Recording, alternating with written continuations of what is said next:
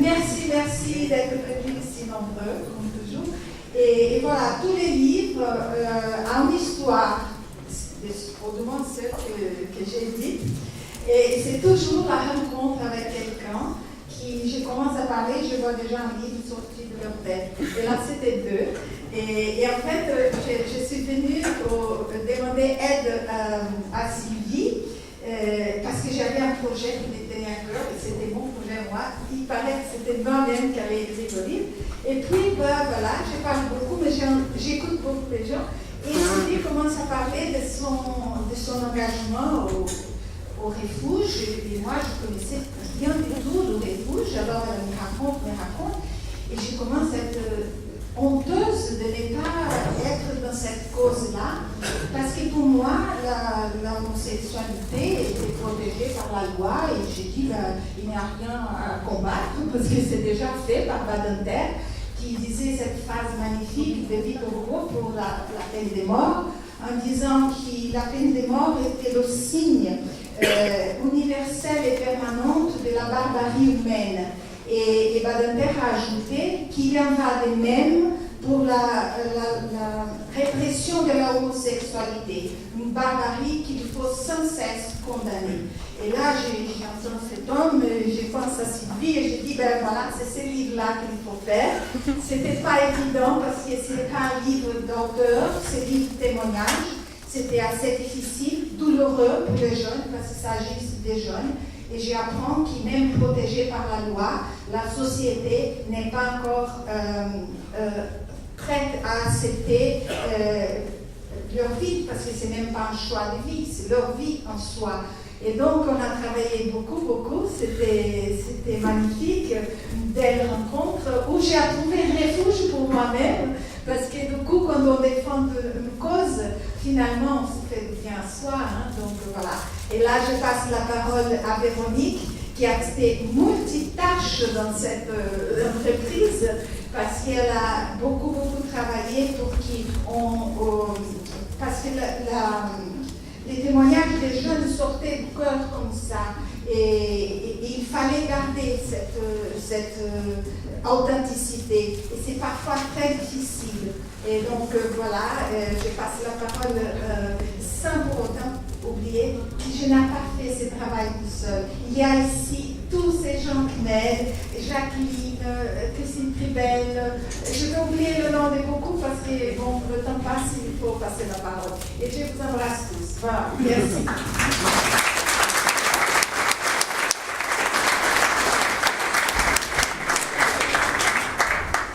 Voilà, merci Angelita donc, pour cette parole d'introduction et cette évocation de la genèse de ce livre que vous allez pouvoir découvrir directement tout de suite après cette petite entrevue. Mais je voudrais dire ici que j'étais là, en fait, quand on a présenté à Ginelle, Sylvie et Angelita la maquette de cet ouvrage. Et j'ai vu qu'ils étaient totalement déroutés. En fait, ils ne s'attendaient pas du tout à un objet livre de cette nature. C'était un très joli moment parce que très vite, ça a été clair pour eux. Évidemment, c'est ça qu'on doit faire. C'est cette couverture avec ces mots qui vous happent dès le premier regard. Dans la librairie, posée sur la table, il y a des mots tout de suite qui vous appellent. C'est un livre de témoignages, Angelita l'a évoqué, les auteurs sont dans la salle, ils sont discrets. C'est toute la difficulté de l'entreprise qui nous attend, Sylvie, Ginelle et moi, de parler d'un livre dont on est finalement, en ce qui ne concerne pas l'auteur et en ce qui vous concerne seulement en partie. Donc, ce sont les témoignages de ces jeunes qui ont été accueillis par le refuge et des bénévoles qui étaient là pour faire un bout de chemin avec eux. Donc, vous verrez, ce sont des témoignages qui s'enchaînent et qui se mêlent. Bénévoles et jeunes prennent la parole successivement. Il n'y a pas un chapitre bénévole et un chapitre jeune. On vit ensemble au refuge et ils ont écrit ce livre ensemble. Alors, le refuge, pour moi, c'était un peu comme pour Angelita. Au départ, je ne connaissais pas cette association. Vous êtes peut-être nombreux dans la salle à la connaître, mais pas forcément tous. Donc je vais demander à Junelle, qui est le délégué départemental du refuge, de nous expliquer en quoi ça consiste, quand c'est né ailleurs et puis quand c'est né ici à Strasbourg.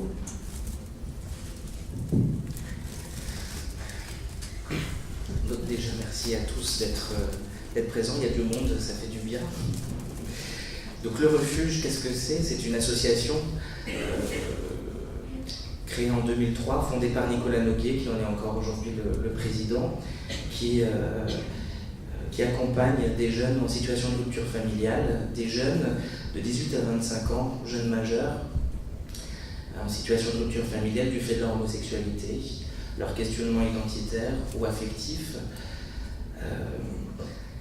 Il y a 18 délégations, puisque le refuge maintenant est un réseau national, 18 délégations composées soit de salariés, soit de bénévoles, soit des deux. Et la délégation de Strasbourg a été créée, elle, en 2013, officialisée en 2014. Elle est composée uniquement de bénévoles. Et elle accueille 3 jeunes actuellement, 3 jeunes hébergés, puisque le refuge héberge. Donc c'est de l'hébergement temporaire, l'hébergement d'urgence pour ces jeunes qui se font rejeter de leur cellule familiale, de leur famille, du fait de leur homosexualité, leur transidentité. Et donc, il y a de l'hébergement, mais il y a aussi des jeunes suivis. Des jeunes suivis parce qu'ils ont besoin d'un accompagnement spécifique, puisque la question de la sexualité relève de l'intime. Et donc on a aussi des jeunes suivis par des psychologues, des travailleurs sociaux, par les bénévoles qui participent aux activités que le refuge propose. C'est diversifié. Et aujourd'hui on a aussi quelques jeunes suivis à Strasbourg. Donc 3 jeunes hébergés et 3 jeunes suivis actuellement ici à Strasbourg. Et depuis 2013, donc, ils sont 17 jeunes, je crois, à être passés par Strasbourg. C'est le bon chiffre? 13 jeunes. 13 jeunes, donc, à avoir été hébergés, donc suivi, c'est encore une autre problématique, mais 13 à avoir été hébergés pour une durée de 6 mois à peu près, je pense. Donc, voilà, donc en fait, les contrats, c'est des contrats d'1 mois, renouvelables pour 6 mois maximum. Ça, ce sont les textes. Mais bien sûr, chaque délégation, en fonction de la situation des jeunes, a une certaine souplesse. Donc l'hébergement en moyenne est de 9 mois. D'accord. Okay. Et je crois qu'on est en train de terminer aujourd'hui, en tout cas demain, la semaine nationale du refuge. On en a finalement, je n'ai pas pu le suivre parce que j'étais un peu sur le front des actualités européennes cette semaine, mais je crois qu'il y a eu beaucoup d'émissions de la journée contre l'homophobie et que le refuge a été assez souvent cité dans les témoignages et les interventions. C'est aussi c'est Catherine Laborde, Françoise Laborde, qui est vice-présidente de l'association, qui apporte sa voix pour la soutenir, dont on a entendu cette semaine la dénonciation du dérapage sur C8, le dérapage de Cyril Hanouna, donc vous avez tous certainement entendu parler. Et hier, j'ai appris que la toute nouvelle ministre des Sports,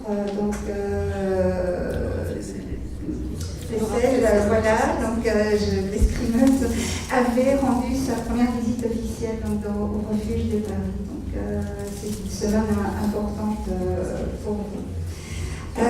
Alors, oui. Je vais juste préciser, effectivement, cette semaine, l'association Le Refuge, c'est une association nationale reconnue d'utilité publique depuis 2011. Et cette semaine, c'est la semaine nationale du refuge. C'est pour ça qu'effectivement, on a une exposition plus médiatique, notamment sur les écrans de la télévision publique, qui a des campagnes de publicité. Il y a eu ce film sur France 2, Baiser caché, avec un débat par la suite. Et c'est aussi la semaine de refuge se situe toujours la semaine où il y a la journée, le 17 mai, mondiale de lutte contre l'homophobie et la transphobie. Et c'est aussi pour ça que le livre sort aujourd'hui. Comme je le disais tout à l'heure, le livre c'est un peu un appel dès la couverture, et puis on pousse une porte On entre et on écoute, on entend, on lit, on entend les témoignages des gens et on en parlera, et puis des bénévoles et Sylvie, donc, dont Angelita vient de parler, est l'une de ces bénévoles. Alors j'aurais voulu lui demander comment ça se passe, comment ça s'est passé, en quoi ça consiste, qu'est-ce que ça change dans la vie. Le bénévolat. Le bénévolat. Oh, ça... Je vais dire presque ça change une vie, pas vraiment, mais disons que ça apporte beaucoup. De toute façon, comme on le sait, quand on donne, on reçoit, c'est clair. Et je veux dire en tant que bénévole que c'est une très très très belle association. Vraiment, vraiment. C'est une association qui m'a évidemment apporté beaucoup. En tant que bénévole, on m'a acceptée comme je suis. C'est-à-dire que je suis, vous avez en face de vous la bénévole la plus âgée de l'association sur Strasbourg. Et c'est vrai que quand je me suis présentée la première fois, j'avais un peu peur. Et bon, il faut quand même le faire. J'étais près de la retraite et puis je me suis dit, oh là là là là, de s'occuper de jeunes dans cette situation. Mais j'y suis allée et on m'a acceptée comme je suis, avec beaucoup de bienveillance. On a voulu savoir qui j'étais, j'ai pu apporter ce que j'étais. Et j'ai découvert des gens magnifiques qui viennent de tous horizons et qui apportent ce qu'ils sont. Et c'est vraiment, c'est ça le refuge. On nous prend comme on est et on avance ensemble et on a une belle cause à défendre, très très concrètement dans la vie de tous les jours.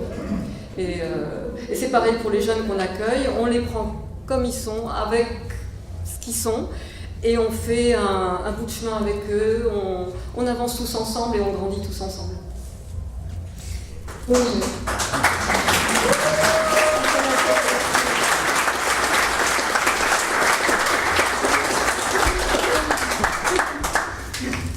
Elle en a les larmes.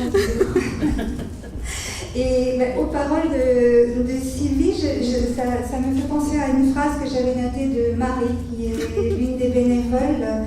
Et qui dit de manière très, très simple et très belle, qui s'interroge sur son travail de bénévole. Elle dit, on intervient dans une parenthèse de la vie de ces jeunes. On se demande si on va pouvoir prendre l'histoire en marche, être là à côté de quelqu'un dont on ne connaît pas vraiment tout, dont on connaît au final si peu. Et elle dit, bien non, en fait, il faut se dire simplement, nous sommes juste nous, ils sont juste eux, et je suis juste moi. Et je crois que c'est vraiment une des clés, comme Sylvie vient de l'évoquer. Enfin, moi, je n'ai pas d'expérience, mais de la lecture que j'ai eue de ces textes, c'est cette dimension de s'accepter qui est si fondamentale, parce que quand on lit tous ces témoignages de bénévoles, on se rend compte qu'il y a tous ces témoignages de jeunes, que la difficulté finalement c'est d'arriver à être libre d'être, que ce que l'on est vraiment, comme l'écrit Junel à la fin du livre, de sortir d'une déroute parce qu'on n'est pas accepté, que c'est très très complexe. Est-ce que c'est la faille principale à laquelle vous êtes confrontés quand des jeunes arrivent au refuge? Ah, mais je me doutais bien que leur timidité à chacun. Non, mais j'étais encore sous l'émotion de ce que Sylvie disait. Est-ce que tu peux oui.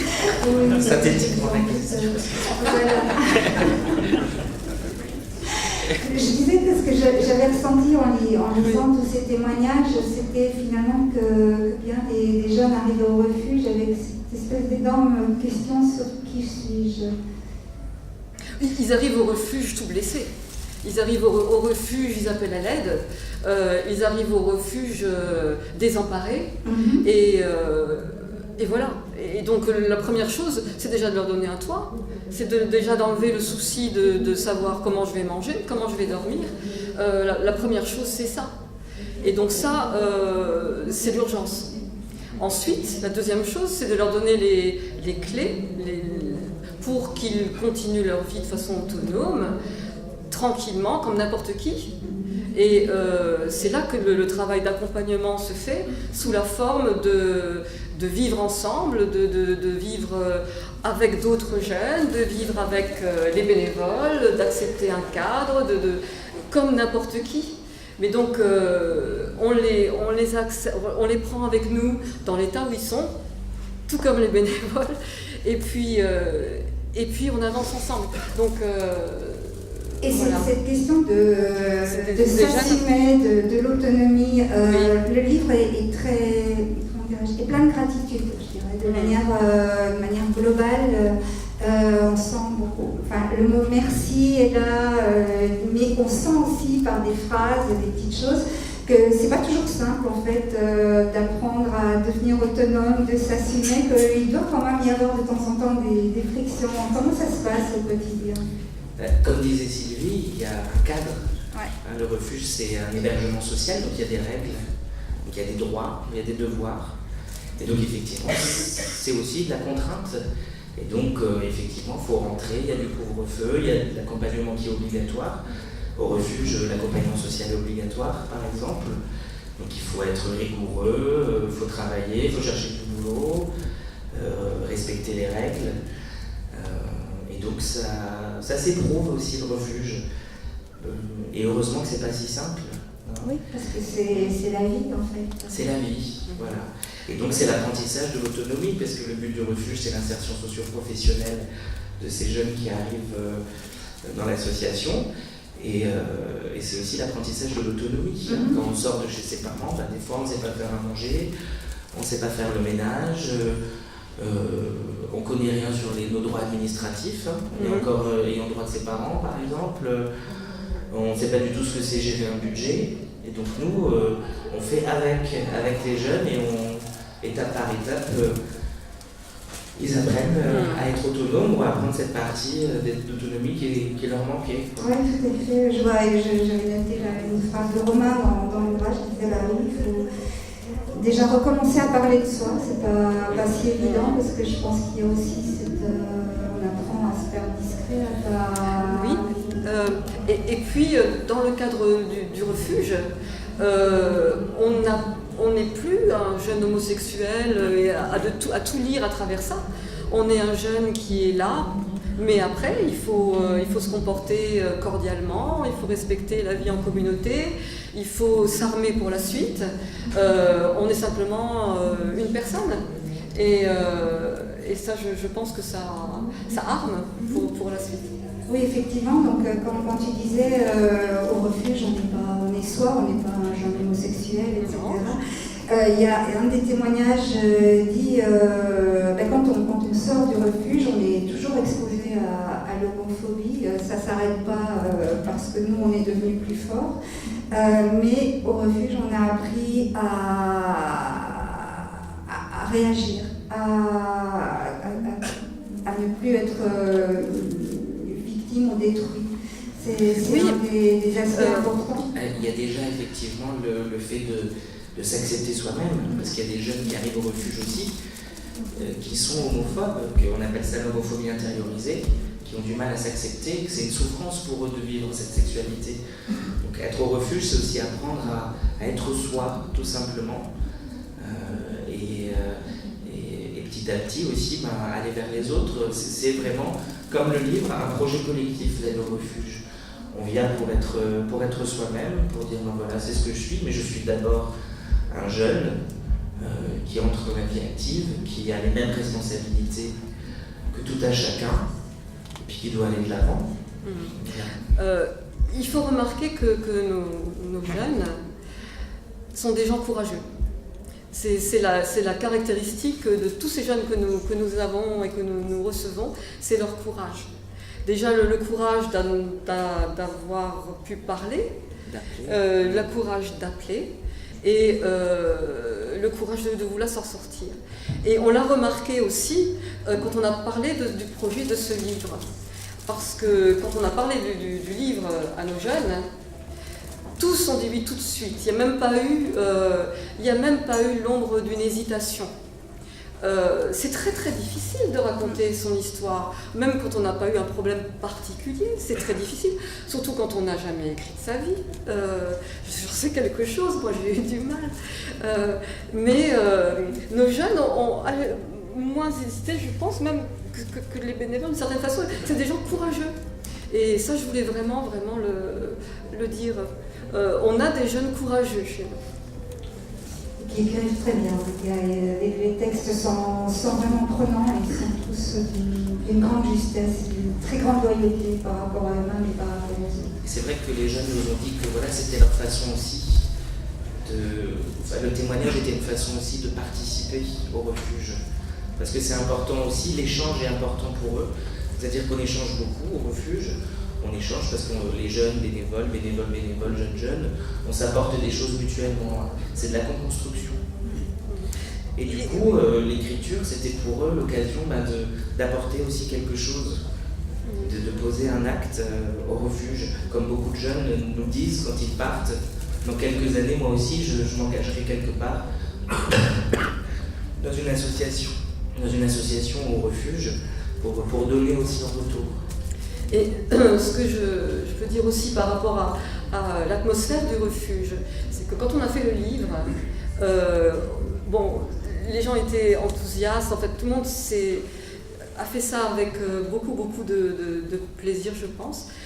Mais ils nous ont fait une confiance totale, à Juvenal et à moi.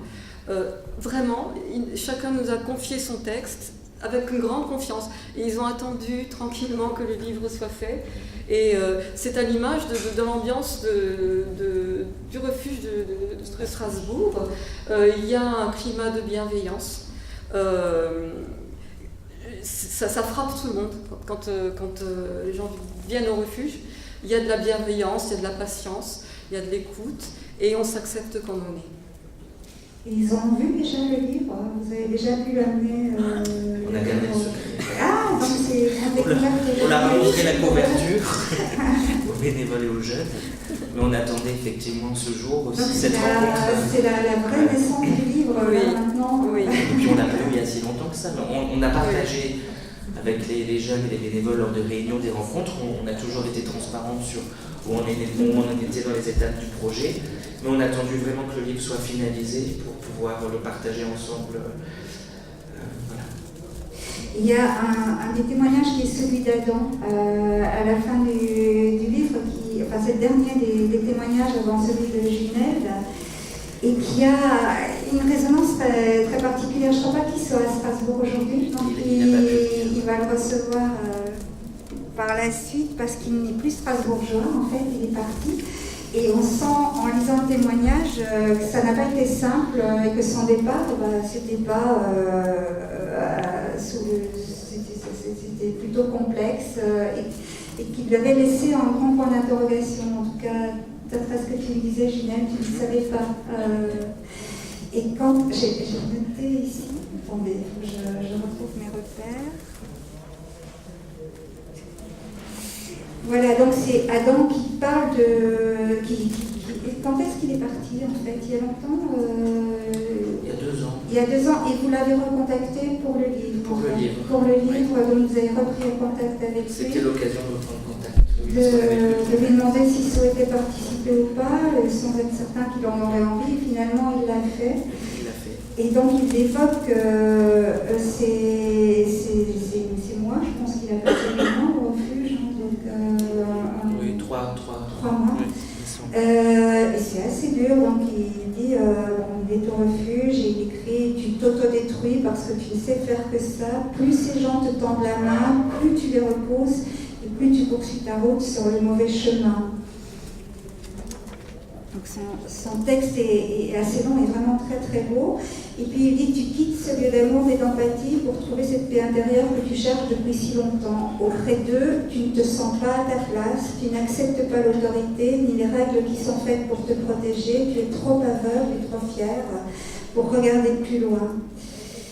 Et puis effectivement, après il dit après presque 2 ans, tu as compris que tu as mûri, tu as compris que c'est pour ton bien, tu as mûri et à présent tu sais qui tu es. Et il termine en disant le refuge va probablement sauver la vie mais je n'étais pas disposée à le voir de cette façon. Je souhaitais m'en sortir seule. Je n'avais pas compris qu'il fallait parfois savoir accepter ces mains que l'on tend.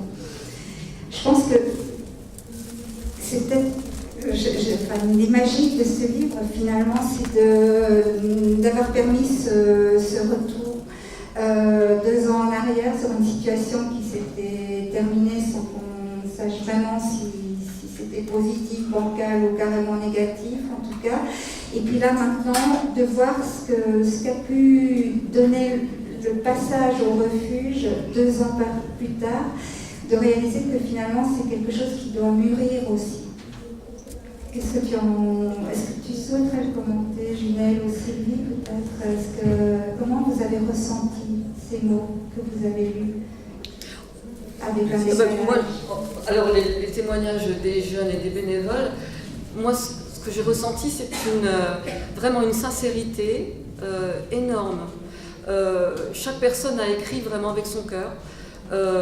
Il s'est mis seul en face de sa feuille, et c'est très juste. Il y a une grande variété et une grande sincérité. Pour revenir au texte d'Adam, c'est vrai que c'est pas simple aussi quand on arrive au refuge, je le disais, parce que quelque part il faut déconstruire pour construire. On sort de sa cellule familiale, de ses repères, même si c'était difficile, même si on était victime de violences psychologiques, physiques. Il faut quand même déconstruire ses repères. Il y a une rupture de lien avec sa famille, donc avec non seulement ses parents mais ses frères et sœurs. Et puis il faut adhérer à un nouveau cadre. Et ça c'est compliqué pour certains jeunes d'adhérer à un nouveau cadre, de respecter des règles. Et donc il faut vraiment déconstruire pour construire. Et pour Adam ça a été compliqué.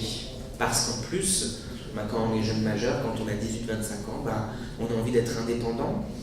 Et on est encore quelque part attaché à quelque chose, à une institution, une association, même si on est bienveillant, même si on essaie d'être gentil. L'accompagnement, il n'est pas tout rose non plus. Donc effectivement, pour lui, ça a été difficile d'adhérer à l'accompagnement du refuge pour plusieurs raisons, parce qu'il y avait ce besoin d'indépendance, besoin de partir, d'autres règles. Voilà, il y avait de la colère, il y avait de la révolte envers les plus âgés que lui, envers les professionnels. Et effectivement, ce travail de déconstruction et de reconstruction, il l'a fait surtout parce qu'on a échangé suite au texte après le refuge, quand il s'est posé. C'est-à-dire qu'il avait son appartement, il a repris ses études quand il est parti. Et là, 2 ans après, l'occasion du livre, je lui ai écrit, il ne m'a pas répondu. 2 semaines après, il m'envoie un texte, il dit voilà, c'est sorti un soir comme ça. Et c'est vrai que c'est les remerciements, en tout cas, la reconnaissance du travail qui m'a beaucoup touché. Je me suis dit, c'est là le cœur du refuge, c'est-à-dire 2 ans après, quelqu'un qui nous dit, ce passage-là, je m'en suis saisi, parce que le jeune est acteur de sa propre situation, nous on est vraiment à côté d'eux. Et je me suis saisi de ce passage au refuge pour avancer, pour construire quelque chose de nouveau. Et puis maintenant, je fais un master en psycho, j'ai mon appart, je suis indépendant et j'ai cette reconnaissance envers ce passage au refuge. Oui, c'est vrai que c'est aussi quelque chose de précieux dans le livre, c'est que certains des jeunes ont témoigné à différents moments. Donc il y a 3 textes d'un même jeune, donc à l'arrivée, pendant, et puis quelques années après ou quelques mois plus tard. Et ça donne bien cette notion de cheminement, de mûrissement intérieur qui est important. Les familles aussi, évidemment, sont évoquées parce que ça a été l'endroit de la rupture d'une violence, effectivement. Et on sent aussi que c'est complexe, mais il n'y a pas de rage, je dirais. Il y a quand même toujours quelque chose de l'ordre on envisage la douleur globale et c'est pas normal. Il y a un jeune qui dit on doit annoncer à ses parents son homosexualité, c'est pas normal. Il n'y a pas un seul jeune sur terre qui doit annoncer à ses parents son hétérosexualité. Donc il y a ces phrases très fortes qui disent combien les choses sont complexes, sont intimes, et combien il y a encore du chemin à faire. C'est vrai que c'est dans le texte d'Olivier, c'est Olivier qui dit ça. Et on avait fait, dans le cadre du livre, un atelier écriture, on avait débattu, et on s'était dit, voilà, le coming out ne devrait pas exister. On devrait pouvoir venir un jour à table chez ses parents, avec une fille, un garçon, sans dire, bah voilà, il faut que je te dise quelque chose, j'aime les filles, j'aime les mecs. Ça devrait être tout à fait naturel, le coming out, cette étape un peu cristallisante, un peu difficile, qui angoisse, parce que, voilà, je reviens aussi au reportage du Roger au refuge de Pascal Petit. Le coming out, ça implique pour les jeunes, ils n'ont pas peur de leur homosexualité. Des fois, ils en ont peur. Mais ce qu'ils ont peur surtout, c'est du rejet suite à cette annonce. Parce que c'est souvent suite à l'annonce de l'homosexualité que ça dérape. Et des rejets, c'est dans les témoignages, on voit ça peut être une extrême violence, d'un instant à l'autre, d'une nuit à l'autre, jeté à la rue, avec 10 €, je me souviens d'un des témoignages m'a relevé ça. Les difficultés, les variantes aussi avec une sœur, ça peut être possible de parler, elle peut s'emporter contre les parents. C'est vraiment la multitude des alchimies humaines et des complexités familiales qui apparaît là-dedans. Et parfois aussi, dans une dimension internationale, il y a un témoignage d'un jeune arménien, donc à Erevan, à qui Sylvie a appris le français. Et c'est vrai que là, on mesure aussi, là-bas, en Arménie, à Erevan, c'était une violence d'État qui a frappé David, si je me souviens bien. Et on pense évidemment cette semaine, parce que l'actualité est très sombre, à ce qui se passe en Tchétchénie. Donc voilà, je sors d'une session au Parlement européen, il y a eu des interventions en séance plénière de députés qui réclament des prises de position très officielles. Au Conseil de l'Europe, il y a Nicosie, même chose. On a un eurodéputé anglais qui dans l'hémicycle en plénière a dit « Je suis homosexuel et je témoigne ici pour ces jeunes homosexuels de Tchétchénie ». Donc effectivement, rien n'est acquis, comme disait Angelita, certainement pas en Tchétchénie pour le moment, et chez nous ça reste très complexe. Donc, et le refuge s'est positionné puisque l'équipe nationale, le directeur et le président ont rencontré l'ambassadeur de France en Russie pour expliquer que le refuge était prêt à accueillir des jeunes tchétchènes qui feraient éventuellement une demande d'asile en France. Je pense qu'effectivement l'asile est tout à fait justifié en la matière. Voilà, peut-être que la place Kléber me s'embrase aux couleurs du Racing. Est-ce qu'il y a des questions parmi nous, j'imagine, des réactions, ou bien des choses à dire? Monsieur? Oui, pourriez-vous nous éclairer, s'il vous plaît, sur 3 choses brièvement, ce serait sympa. Sur les circonstances de ces ruptures de ces jeunes avec leur famille, d'une part. D'autre part, quel type de légitimation du discours familial ressort dans l'exclusion de ces jeunes, éventuellement, si vous pouvez. Et est-ce que dans votre association, vous envisagez éventuellement de faire un lien avec les familles de ces jeunes gens?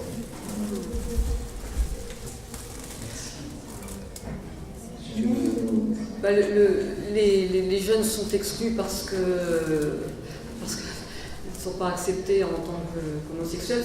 Il y a souvent une question religieuse, il faut le dire. Bon, ça se manifeste de façon évidemment violente, extrêmement violente. Enfin,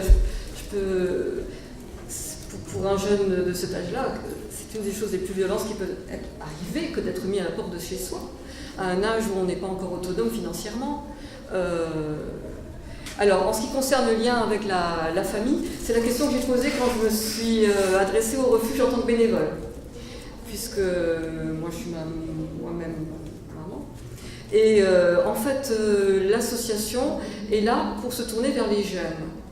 Et donc, le jeune se construit.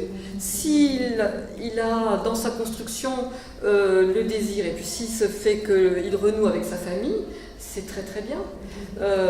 Par contre, nous ne sommes pas un intermédiaire entre le jeune et la famille. C'est lui, c'est sa démarche de construction à lui qui fait qu'il se tourne vers sa famille ou pas. On peut être amené à le faire à la demande du jeune. Oui. Et si les parents sont d'accord, et si le jeune est vraiment à l'initiative et qu'il a besoin de ce lien de médiation à un moment donné. Mais j'avouerais que c'est très très rare.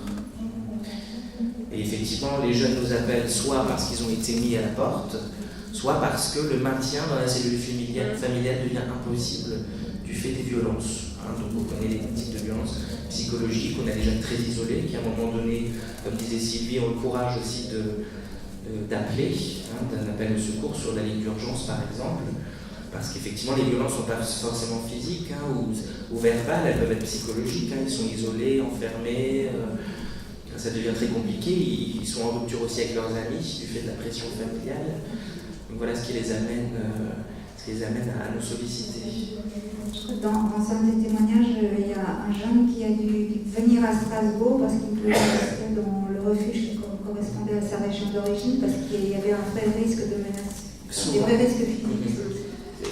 Des fois, quand il y a des violences physiques, certains jeunes souhaitent se délocaliser de leur département, de leur ville d'origine, donc ils demandent spécifiquement à être hébergés ailleurs, loin. Parce que des fois, effectivement, ça arrive régulièrement, ils sont recherchés par leurs parents. Donc quand ils sont hébergés, par exemple, au refuge de leur ville, ils ont peur de croiser leurs amis, leurs parents, leur famille, et puis de continuer à être menacés ou être victimes de violences physiques. Donc ils demandent spécifiquement à partir.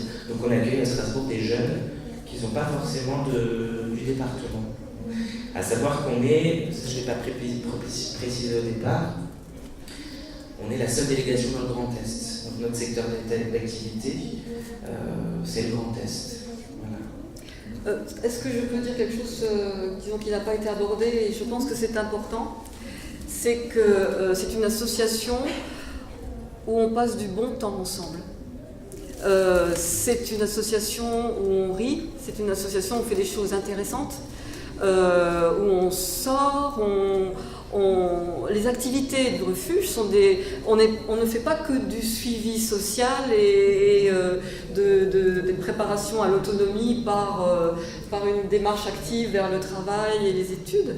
On fait des choses ensemble aussi culturelles et une fois par semaine, les jeunes suivent des activités de tout ordre qui sont organisées par l'association, auxquelles participent les bénévoles, parce que ça c'est aussi quelque chose qui est intéressant dans cette association, c'est que nous les bénévoles on fait des activités avec les jeunes. Donc moi j'ai fait des choses que je n'aurais jamais fait. Enfin, comme je dis dans mon livre, moi Justin Bieber, je ne connaissais pas. Et ben maintenant je connais Justin Bieber. J'ai fait des choses que je ne pensais pas. Cet après-midi, place Broglie, il y avait un happening, je ne sais pas, ce truc. Alors on était sous un voile, là, puis à un moment donné, on n'a pas bougé pendant 10 minutes, on a fait du théâtre de rue. Moi, d'abord, je dis, je ne voulais pas, après je l'ai fait. Mais c'est ça, donc on fait des choses, et c'est une association qui donne de la force. Autant aux bénévoles qu'aux jeunes, je veux dire, on va ensemble au théâtre, on va ensemble au cinéma, récemment on est allé au musée d'art moderne, les jeunes, bon ça j'ai pas fait, de l'escalade, il y avait comment ça s'appelle, l'acrobranche, j'ai pas fait non plus, il y a quelqu'un qui a un souvenir pénible de ça. Mais je veux dire, donc c'est comme je dis, l'espoir est contagieux aussi. Et c'est une association qui donne envie de vivre et de construire et d'avancer. Oui, c'est vrai, Sylvie a raison, il y a cette part très joyeuse dans les textes, dans le sien, elle raconte des tas de choses, effectivement. Et il y a aussi les pages reproduites du livre d'or. Oui, voilà, ça c'est pas marrant, ça. C'est joyeux, cette multiplicité d'activités aider. Voilà, alors ça, je veux dire, c'est ma marotte. C'est ce fameux livre d'or qu'on met à la disposition des jeunes et où on leur demande d'écrire, s'ils veulent bien, les activités qu'ils font, pour que ce soit un message pour les jeunes qui suivent après eux. Et donc, c'est, je trouve, un petit fil conducteur qui pourrait être l'histoire du refuge. Et certains le font, certains ne le font pas, mais ça fait rien. Mais ça donne aussi une responsabilité, et c'est comme ça qu'on se construit. D'autres questions?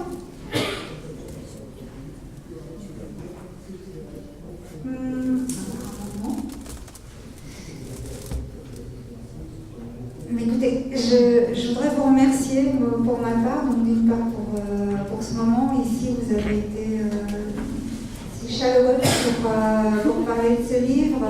Sylvie, enthousiaste, comme je la connais, toujours hyper timide et puis se révélant assez impressionnant, incroyable.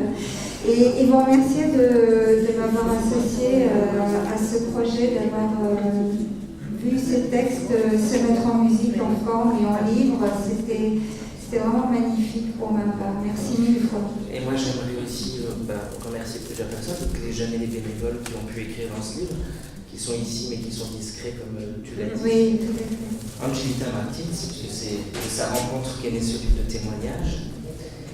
Et je sais qu'elle va pas apprécier que je fasse ça, et Sylvie. Oh. C'est vrai qu'elle est très enthousiaste et en même temps c'est un jour spécial pour elle, puisque... Oh non. Si. Oh.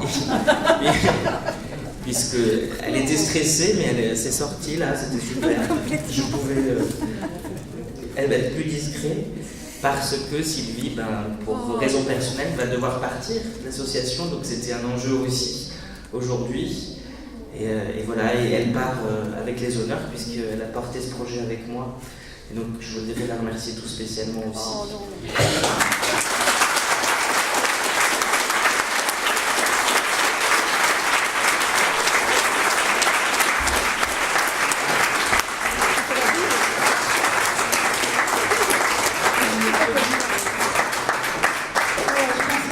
Les livres sont à disposition au fond de la salle et que Sylvie et Ginette ne demandent qu'à vous en parler, qu'à échanger avec vous à leur propos. Voilà, merci. Merci. Et merci beaucoup.